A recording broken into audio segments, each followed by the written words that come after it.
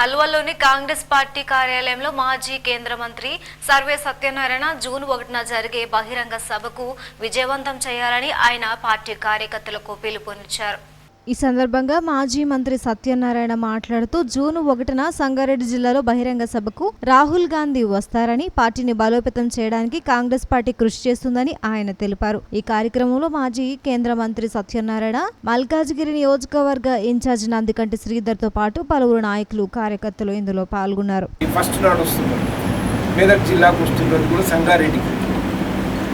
సంగారెడ్డికి రాహుల్ గాంధీని పిలిపించుకోవడం కారణం ఏంటంటే, ఒకప్పుడు ఇందిరాగాంధీ గారు కూడా అధికారం కోల్పోయి మళ్ళీ సంగారెడ్డి నుండి మొదలు పెడదాం, తెలంగాణ నుండి మొదలు పెడదాం, ఆంధ్రప్రదేశ్ నుండి అని సంగారెడ్డికి పిలిపించింది ఇందిరాగాంధీ గారు.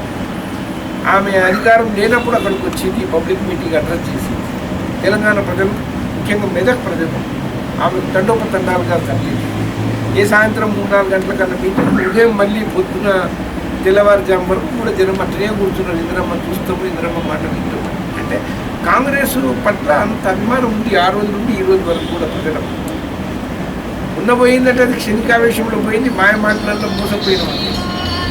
కాబట్టి ఇప్పుడు మళ్ళీ ఆ పాత రోజులు చూడాలి, ఆ ఇందిరమ్మ రోజులు రావాలి. కాబట్టి మళ్ళీ ఇందిరమ్మ మనుమన్నిటికి తీసుకొస్తే బాగుంది అనేసి అక్కడ ప్రజలందరూ కోరినందుకు అక్కడికి ఒక సెంటిమెంట్ ద్వారా మేము అడిగి పోవడం జరుగుతుంది, ఆయన పంపించడం జరుగుతుంది. మరి 1 జూన్ నాడు వారు వస్తున్నారు. వాస్తవంగా మెదక్ జిల్లా నుండే మేము మొబిలైజ్ చేసుకుంటాం. సంగారెడ్డి నుండే మస్తు మంది వస్తారు. మెదక్ జిల్లా నుండే దాదాపు 2 లక్షల మంది రానికి సన్నాహాలు జరుగుతున్నాయి, వస్తారు కూడా.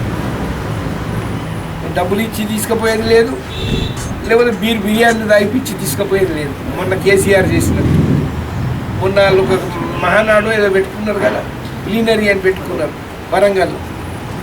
10 జిల్లాలకు వెళ్ళి జనాన్ని పిలిపించారు. ఆర్టీసీ బస్సులను మిస్యూజ్ చేశారు, ప్రైవేట్ బస్సులను మిస్యూజ్ చేశారు. లేని ప్రతి ట్రాన్స్పోర్ట్ను వాడింది, ట్రైన్లను కూడా వాడింది.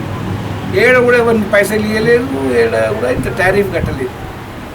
బస్సులు ఎక్కిన వానికి బిర్యానీ 1000 రూపాయలు ఇష్టమని చెప్పి తీసుకుపోయినా కానీ జనం లేరా.